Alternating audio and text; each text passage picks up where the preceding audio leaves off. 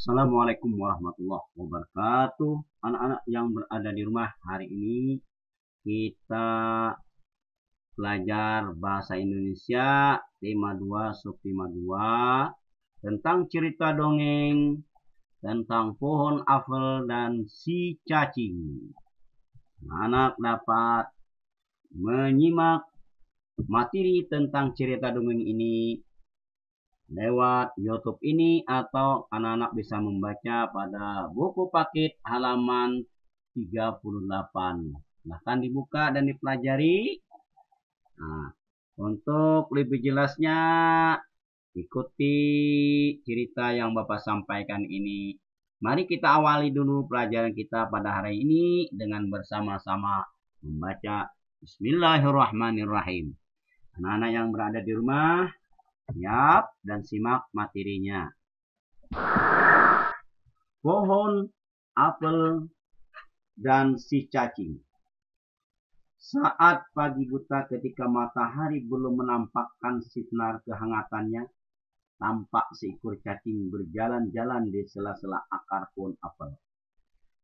Dia bergerak ke kiri dan ke kanan.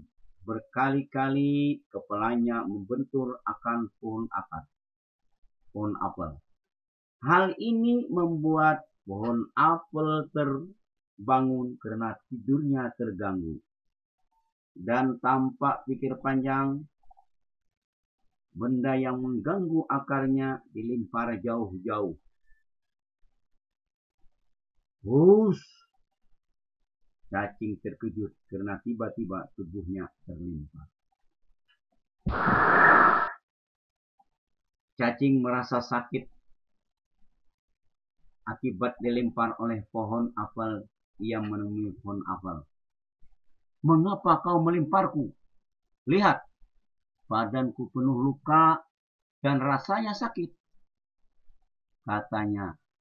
Akan tetapi pohon apel balik marah kepada cacing.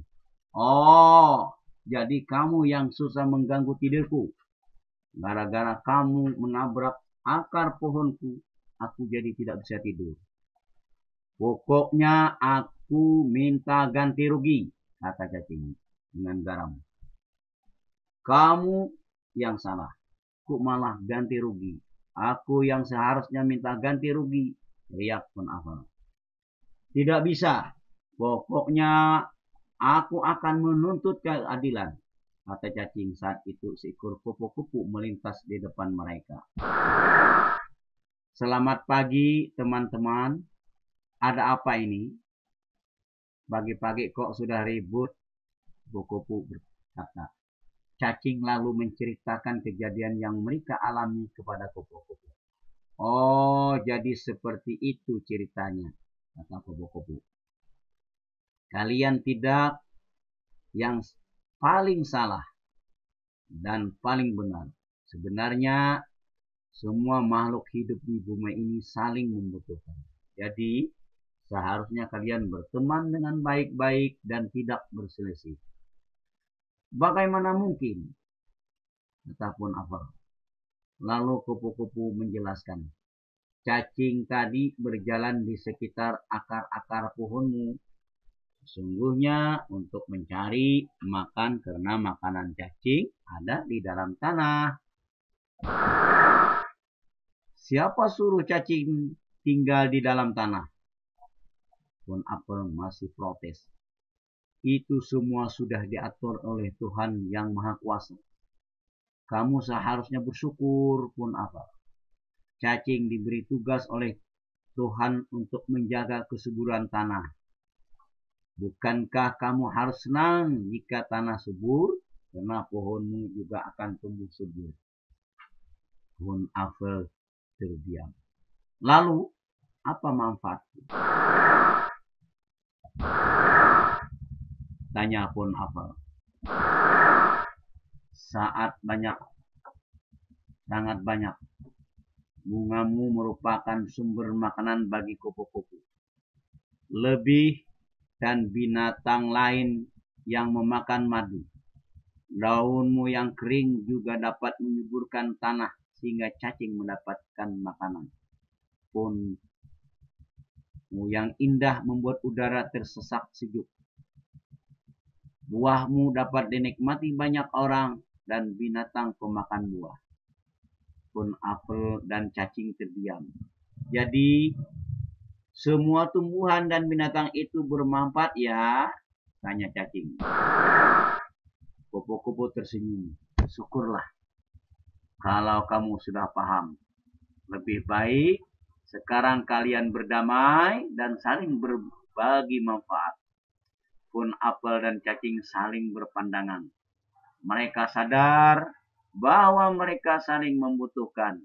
Akhirnya pohon apel dan cacing saling memaafkan dan mereka hidup bahagia bersama tumbuhan dan binatang lainnya di hutan itu.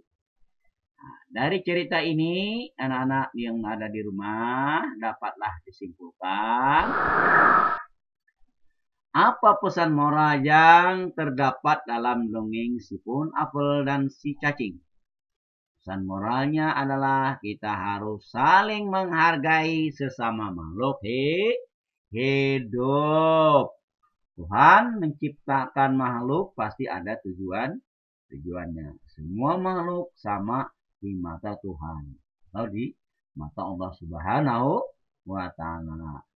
Nah, dengan demikian dongeng si pohon apel dan si cacing bercerita tentang perkelahian antara pohon apel dengan cacing yang ditengahi oleh kupu-kupu.